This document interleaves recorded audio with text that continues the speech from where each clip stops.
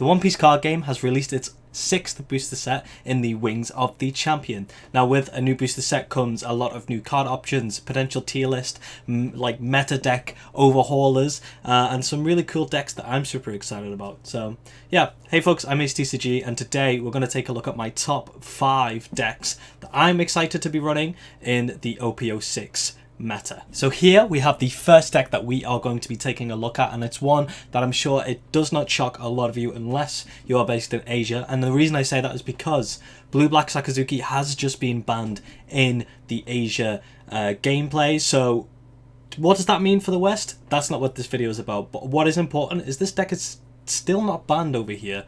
We in the past have had delays that have took a very long time for the ban list to hit us. So this is definitely something that's still on my radar when I'm thinking about OP06, and that is Blue-Black Sakazuki. Still a fantastic card, and the deck has got a few new tools which allows it to become more consistent, more loopable in a lot of ways, and to just make sure that you're not having a nice day. We still have Borsalino here. We've running 2 copies now instead of the usual 3. The new card that has hit the deck actually is this TCG.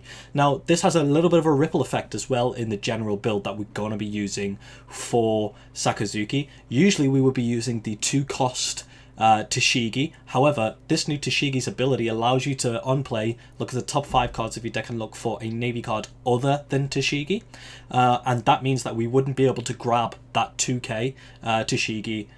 So it has switched out for the Virgo here. The Virgo is good because it's just, again, another 2k searchable a 2k searchable Navy 2k that you can use in Sakazuki. So it doesn't have the same utility that the 3-cost 2k TCG had. However, being able to grab this 2k from both the brand new and the TCG is really, really important, and it's still a card that can be grabbed from Rebecca as well. Still running the 4 series, still a great way to be able to minus cost reduction.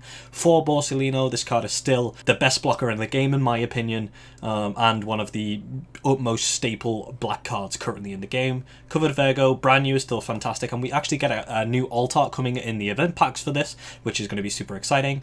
Rebecca's still at 4, really shocked this didn't get banned, so it's amazing that we still have access to this.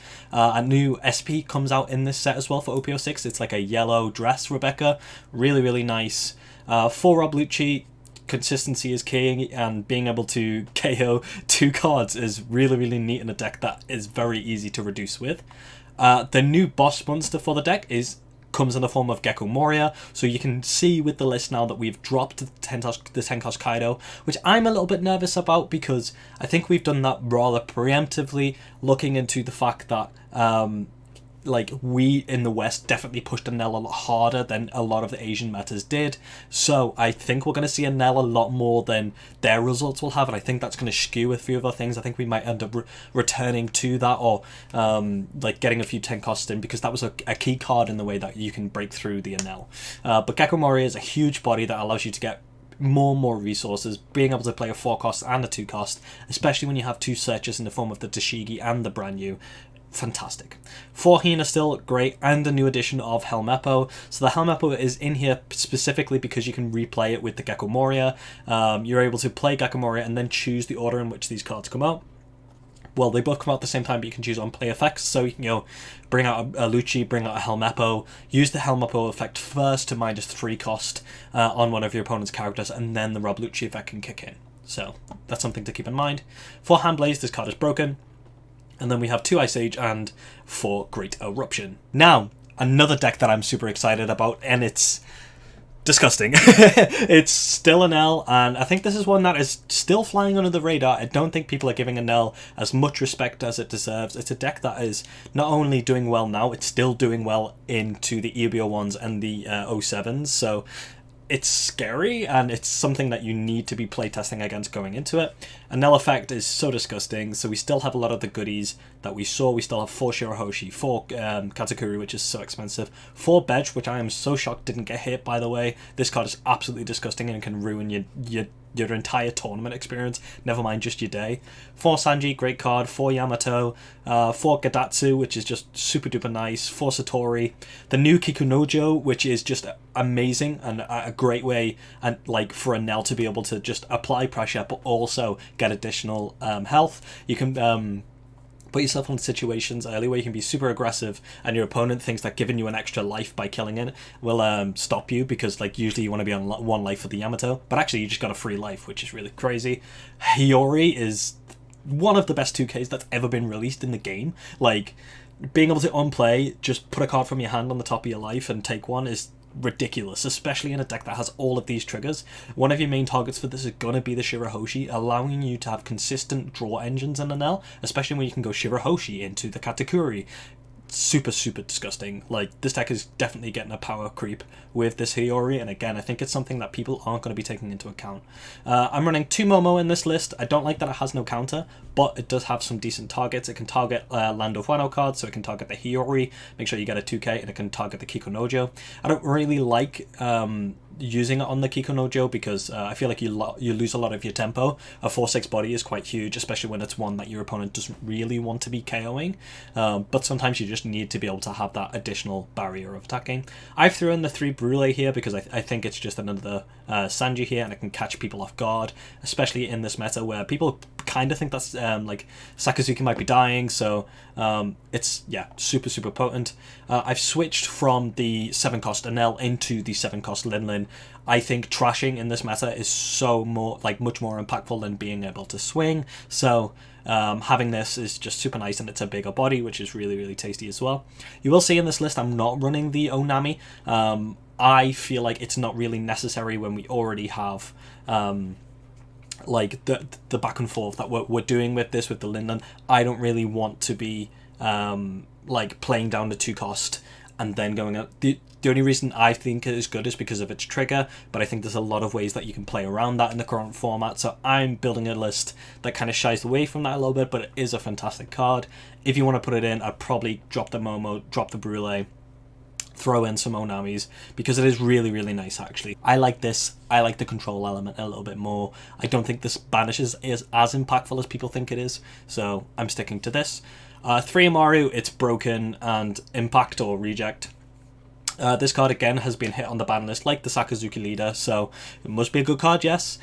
Yes is the answer. Being able to deal the last damage to your opponent and then swing through when you have huge bodies like the Linlin, Yamato, and the Katakuri is... Next is a deck that I think people are a little bit confused about, and that is the green-yellow Yamato. So this feels like a deck that is just close to greatness, and then you lose it sometimes, but I do think it's potent, and I think you're going to find players who practice this deck, know how to play it really well, and they're the ones that are going to catch you off guard.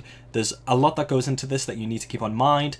That activate main effect, by the way, is spectacular. Being able to give one of your characters 2 Don is for free is really potent, especially when you're able to put your opponent down to 3 life really easy because you have that double attack. So yeah, we'll just blitz through 4 Izo. This is spectacular card. Just being able to rest a 4-cost or less can absolutely ruin any deck that's running Black Blockers Day. I run 4 Hody Jones. I think this is one of the sleeper SRs in the set. I know people look at it and they're like, but I think it's a lot more impactful than people think. I don't really care about the self-damage aspect of it, because I'm just going ba. You play controlly and then have your leader be that double attack, like disgusting warehouse that it can be. Put your opponent in like this frenzy, and then they're like, oh crap, double attack, and then Hody Jones hit me for 10. What's going on? 3 Cracker, having another body that just has double attack, it's so much pressure. Your opponent can panic, and they are forced usually to take a double attack swing early. 2 Anel, I like a body that I can search because I am running the Shiro here. Being able to have that rush, being able to have that longevity of staying on the field is really nice. For Own, for Kitatsu, for Satori, for Shiro, for Holly, standard. We're playing a Sky Island version of Yamato here. For Onami, this is the card that I've just talked about. Banish is even more impactful when you have a double attack card. We also have Cracker, and this can choose your leader or your characters. Also, the trigger on this can just catch people off guard, especially against black decks with the blockers, because a lot of the protection effects only work on your opponent's turn, meaning if they hit this from a trigger and I kill their Borsalino, it's gone for good. Hiyori, we've talked about why it's good. Stacking all of these cards, stacking a Cracker with this is really nice, and Amaru to rest the to gain a life, etc. 3 Momo with this, love to be able to heal, of course we do. It's actually kind of important, and it's quite a big body as well, which is really tasty. 4 Amaru, and 2 You're the One Who Disappears. Next we have a deck that is the absolute bane of my existence. I hate this deck so much. It gets my head every time I play against it. It's one of the only decks that makes me super tilted every time I play against it. Even when I win, I'm not happy. So yeah, it's Katakuri. Of course it's Kata. This deck is still really solid going into OPO6, and it gets new toys, which is terrifying. It's probably the strongest it's ever been right now, because it's just even more consistent at doing what it loves to do, which is trigger both you and the stuff from life, of course. You like that bet. I'm sure you like that a little bit. 4 Pudding, 4 Parasparrow, 4 Linlin, 2 Strusen, 4 Bedge, 4 Sanji, 4 Mada, 4 Gadatsu is staying, 4 Satori. The new toy, which is the Kikunojo, is absolutely disgusting in Katakuri, because you're able to attack your opponent for 7k immediately, probably forcing down to 3 against, there's so many 4 life leaders right now that you're able to put them to 3, and then just being able to get a 4/6 body in Katakuri is horrible. And the heal is even more impactful. Giving a heal to Katakuri is even more impactful than it is to giving it to Anel, because they're just attacking you for so much more aggression. So yeah, Kikunojo, fantastic addition to this card. 4 Linlin is chef's kiss. I'm going with the 2 Elthor in this list instead of the 0 cost or running an 8 cost Katakuri here. I think a little bit of like protection is super tasty, and you have a lot of no counter cards in this deck, and I think that's how a lot of people are going to play against you. They're going to play super aggressive, and having that additional counter going into the late game is really nice.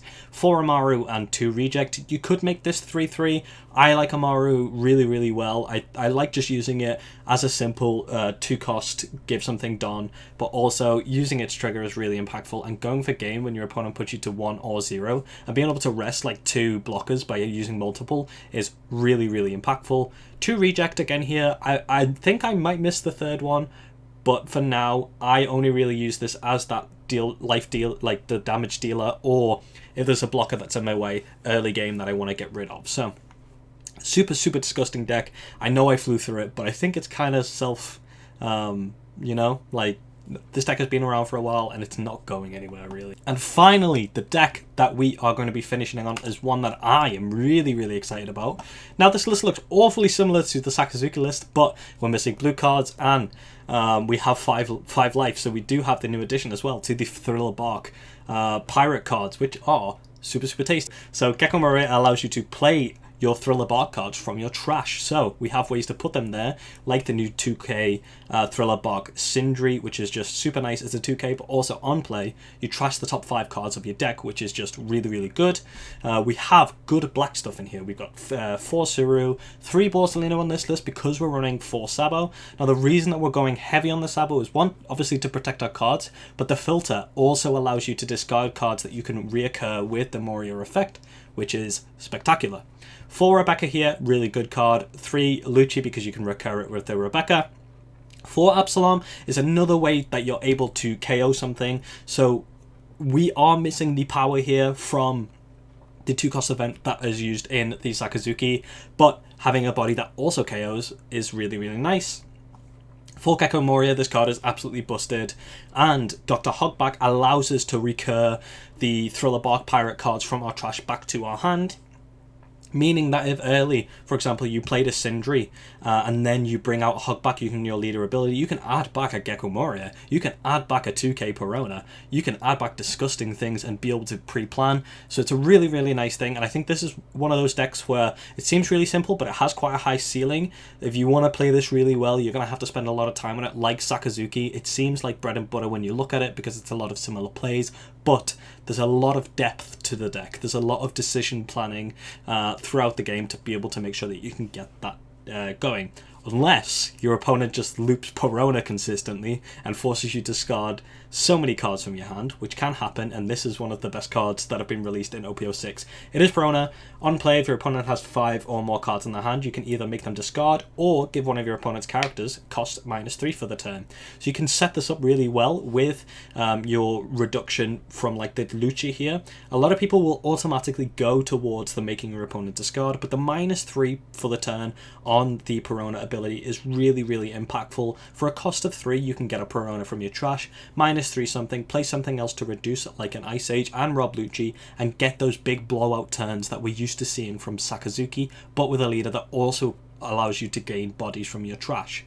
Hina, we're running 3 here for the Rebecca Hina combos, 3 Helm Oppo, so we've gone heavier on the Helm Oppo because we're more reliant on the Gecko Moria in this list than we are in Sakazuki, and then we have 2 Ice Age and 4 Great Eruption, which again, we know is going to be banned in the East, but for now, it's perfectly legal in the West. So there you have it. There are all of the decks that I'm currently looking at. One that I have been looking at on the sly is Perona, and I think that's one that you should take a look at too. But let me know if you want to see a deck list for Perona separately, and let's see what we can cook up together. Thank you very much for watching, and I hope you have a great day. Peace!